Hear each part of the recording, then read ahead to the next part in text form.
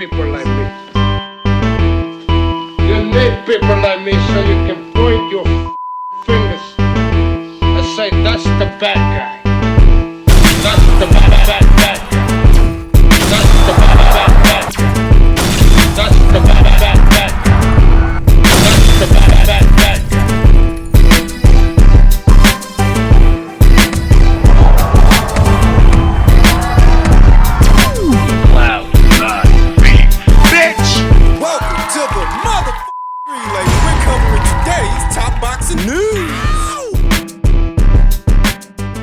Okay, we'll start with this, the continued fallout of this past weekend's action where Lourdes Juarez was able to successfully defend her WBC light flyweight title against the challenger Yoka Valle, effectively lining her up for the winner of Bermudez versus Osorio, set to go down June 13th in Orlando, Florida. On the undercard of what's supposed to be O'Shea Jones's MVP debut, Evelyn Bermudez is set to make her MVP debut, and I expect her to win. I expect her to make her way past Osorio, at which point the only sensible fight to make at the weight would be the fight between Evelyn and Lourdes, as all 4 alphabet titles are split between them. It's a big part of the reason. As much as I like Yokasta Valle, it's probably better for the division that she lost, because had she won and taken Lourdes' WBC title from her, well, she already fought Evelyn, and she already beat Evelyn, so what's the point in doing it again? Even if it is for undisputed. Some fights ago, Yokasta Valle moved up to the light flyweight division very briefly, and while there, she challenged Evelyn for her 2 alphabet titles. She beat her,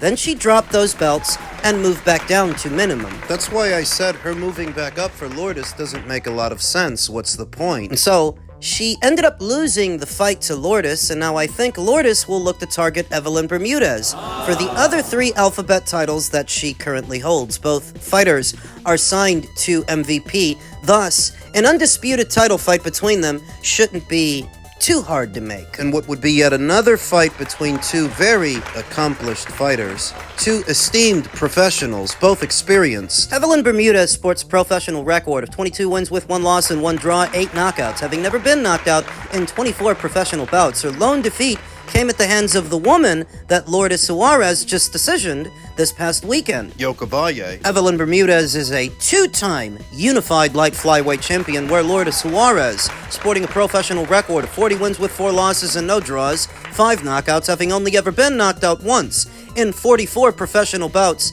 is a 2-weight world champion. She was a champion at Superfly, and she's currently a champion at Lightfly. Another situation that involves fighting families. The Fighting Juarez sisters versus the Fighting Bermudez sisters. Lourdes Juarez, the younger sister of Barbie Juarez. Evelyn Bermudez, the younger sister of Daniela Bermudez. Who wins the fight? I'm leaning towards Lourdes Juarez to win the fight on the premise that the fight that she just had with Yokasta Valle is good preparation for a fight with Evelyn Bermudez. Yokasta Valle is a very busy puncher within a round, and so is Evelyn Bermudez. They both go about fighting a fight in a very similar way, overwhelming their opponents with activity. And so the same strategies that just worked against Yokasta this past weekend could also work against Evelyn Bermudez. Sticking and moving and staying on the outside, behind the straight punches, working off the counter. Now, Evelyn Bermudez is a little bit taller and a little bit longer than Yokasta Valle, so she's got better ring coverage than Yokasta, but simultaneously, she's got very slow, flat feet. Where Lourdes is the opposite. She's quite light on her feet,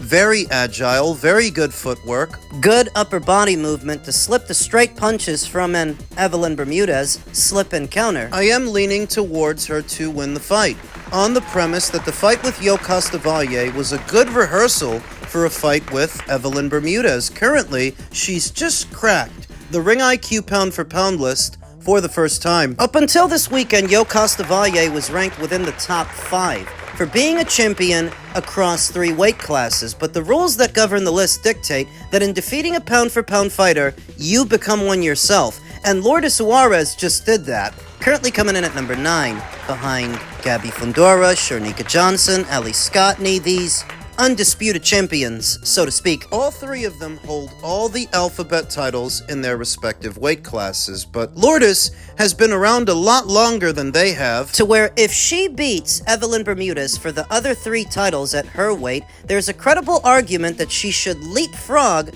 ahead of all 3 of them. That might happen. Now, if it happens the other way and Evelyn wins and she beats Lourdes and she becomes undisputed, she bumps her off the list, she takes her place. Just something to think about following this past weekend's action. Now it's time for another installment of what has fast become one of the most popular segments here on the channel. Not the Ring IQ hate mail, but the Ring IQ mailbag, which is a bit more friendly. Jay Wright Esquire, reacting to my recent video detailing Shakur's potential move to Zuffa. Jay said, if the problem supposedly was that Zuffa would underpay fighters to fight in that little gym, what is the problem now with them offering fighters 4 to 5 times more money than on offer anywhere else? Damn good question. To answer it, you have to understand that this entire thing about Zuffa fighters being underpaid was a narrative that was spun against them. I've maintained this whole time that between what Paramount is giving them for a budget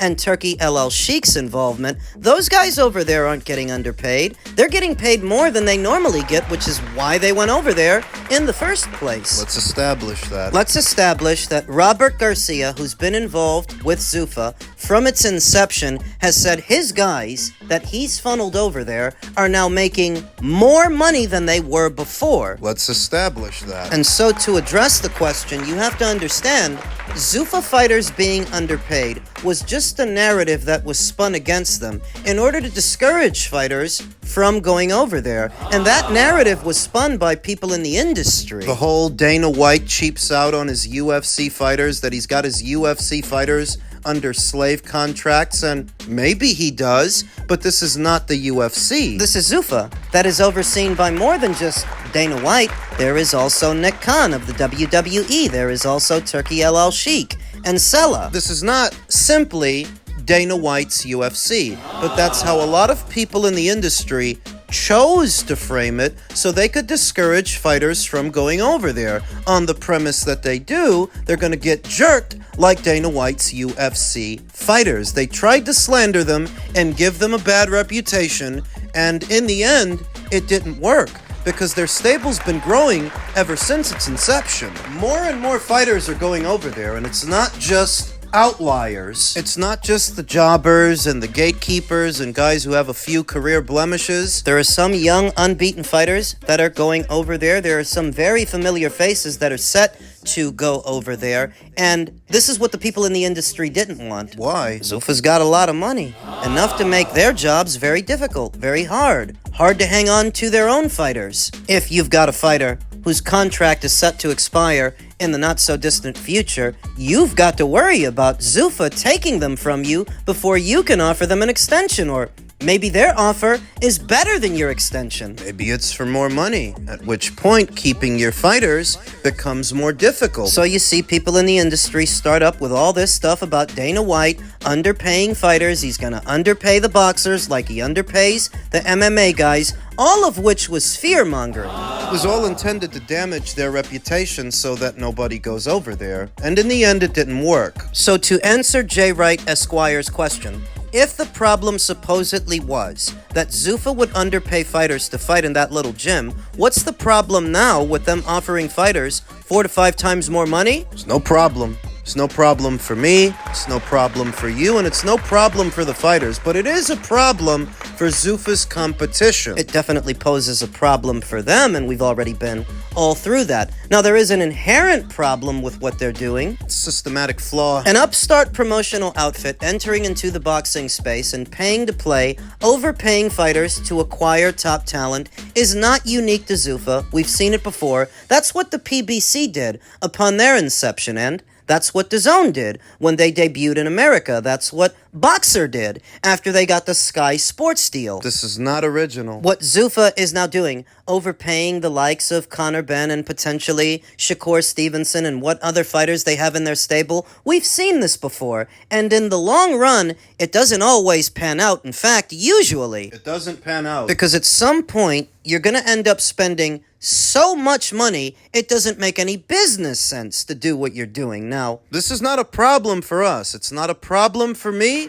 It's not a problem for Jay Esquire. But it is a problem for Zuffa in the long run. Right now, you've got Turkey El Sheikh kicking out millions upon millions of dollars to funnel top talent over to the Zuffa banner.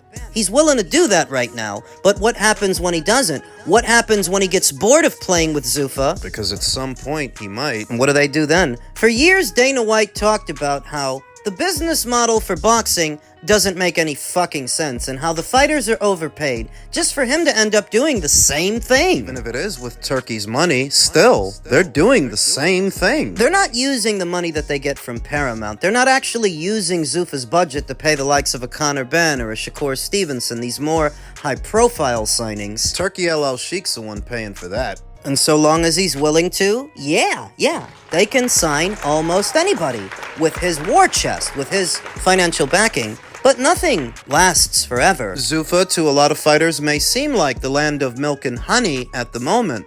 But that's what the PBC used to look like, and you see how they ended up. To a lesser extent, Boxer was the same way. Boxer was willing to pay Matchroom fighters more than Matchroom was paying them to come over and fight for them. And for a while, they did. But look at him now. The point being, it's not uncommon for an upstart promotion that's well-financed to pay to play, to spend a lot of money and burn through a lot of cash to acquire top talent in the beginning, but that is not a long-term framework. That doesn't make for a soluble business. You can get away with it so long as Turkey's willing to reach into his wallet, but do you think he's gonna do that forever? So when Jay Esquire asks, what's the problem with them paying 4 to 5 times more than everybody else? That's the problem. The problem is, nothing lasts forever. It's not a problem for us. It's not a problem for me and you, the fight fans, the customers, but it could be a potential problem down the line for Zuffa. Myself, I'm not against them, and I've maintained that throughout. I like that they are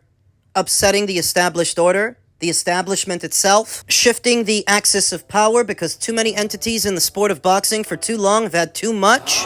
This was accented by friend of the channel, The Neutral Corner, who said, the exodus to Zuffa snowball has just tipped over the mountain. Sanctioning bodies and traditional promoter partners will find it impossible to keep their fighters. Now, pound for pound names have acknowledged that without Turkey or Zuffa, the money they've enjoyed previously is no longer there. The condensed version. Money talks and bullshit walks. Bullshit rides the bus. Jay Habib, another friend of the channel, responded to that by saying fans don't understand that fighters don't care about their tribalist online battles. They care about doing what's best for them and their families. Accenting what I've been telling you all along, in spite of this active effort to vilify Dana White and Zuffa boxing as an emerging promotion, fighters are still going over there. Why? Money. Fucking money. The great motivator. Money, you fucking asshole. More than anything, it's about money. And Zuffa's paying money, good money, to fighters who have already tried the existing framework. Now they're giving this new one a chance and making money in the process. Money! Fucking money. So long as Zuffa and Turkey El Sheikh jointly are kicking out some of the best money, if not the best money in the sport right now, fighters are going to answer the call, because for them it's about money. Now, in a somewhat related story, Canelo Alvarez is open to facing Hamza Sheeraz in England. Why not? So long as Turkey's footing the bill, who fucking cares where it is? Alvarez, 63-3 with 2 draws and 39 knockouts, looks to correct that when he faces WBC champion Christian Mabili, 29-0 with 1 draw and 24 knockouts, on September 12th to headline a Mexico vs. the World show in Saudi. If all goes well, Alvarez plans to return as soon as December or February in what would certainly be a title unification bout for the former 2-time undisputed king. December? That's a tight schedule. Alvarez has already ruled out a rematch against former rival turned teammate and WBA champion Jaime Munguia. That leaves WBO champion Hamza Sheeraz, who picked up the vacant title on May 23rd by taking out Alem Bajic in 2 rounds, and IBF champion Ozlis Iglesias, who stopped Pavel Silyagin in April to win the vacant title, as Alvarez's likeliest next 2 options, should he get past Billy. That's a part of the reason Canelo just told Hamza, go take care of Ozlis Iglesias. That way, if and when they fight, it'll be for 3 alphabet titles and not just 2. And Hamza may yet unify, but I don't think against those Luis Iglesias.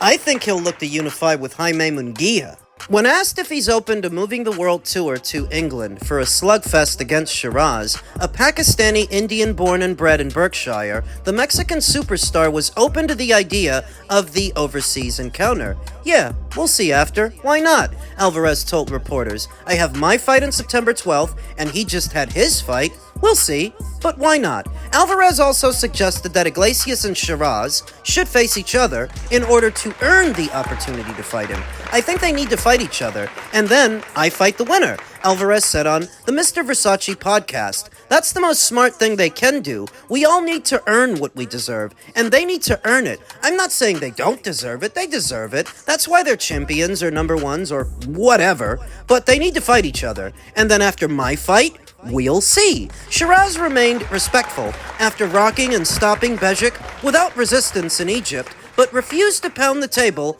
calling for a Canelo clash. To share the ring with him would be an honor, and to get the opportunity, I'll definitely be getting the win, for sure, Sheeraz said as Alvarez sat ringside at the Pyramids at Giza. I'll fight anyone. There was boxing royalty at ringside tonight, and I'm just trying to follow in their footsteps. I'm just beating whoever is put in front of me. I'm going to collect all the belts. Following the matchup against Mbili, outside of Iglesias and Sheeraz, the most viable opponents left in the field for Canelo at super middle are Jermall Charlo, Lester the Molester Martinez, and Diego Pacheco. Alvarez, who turns 36 in July, last fought in September of the previous year, suffering a UD loss against Terence Crawford in Vegas. So you remember when Turki El Sheikh first enters into the boxing space? Him and Canelo Alvarez got off to a rocky start.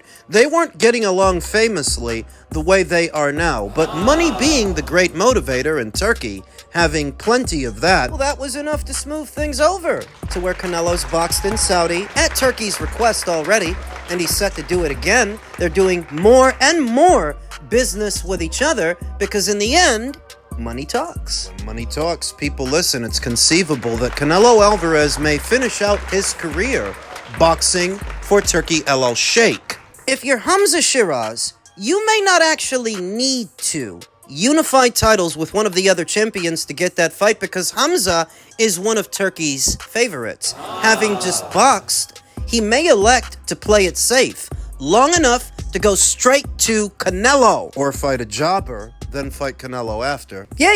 Canelo told him, go unify, go get another belt, but Hamza may not have to actually do that, since Turkey's the one putting up the money. If that's the fight that Turkey wants to make after September, for December or February, Hamza may not have to do anything. Just wait for the phone to ring. I would prefer to see him fight Jaime in September on the undercard of Canelo's return. That's what I would like to see.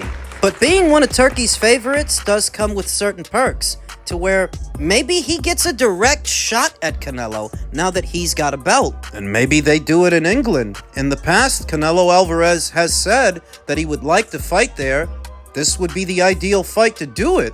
Maybe that's how it happens.